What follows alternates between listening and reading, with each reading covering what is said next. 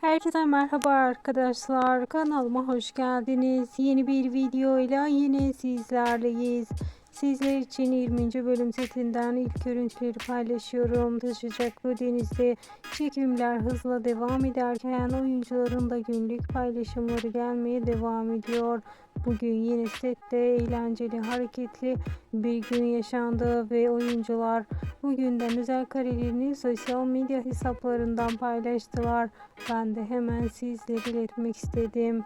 Taşacaklı Deniz herkes tarafından sevilerek izleniyor ve dizimiz oldukça güzel bir reyting alıyor. Eğer sizler de diziyle ilgili yepyeni haber ve bilgiler, yepyeni görüntüler elde etmek istiyorsanız kanalımı takipte kalmayı unutmayın. Şimdilik ise benden bu kadar. Hoşça kalın.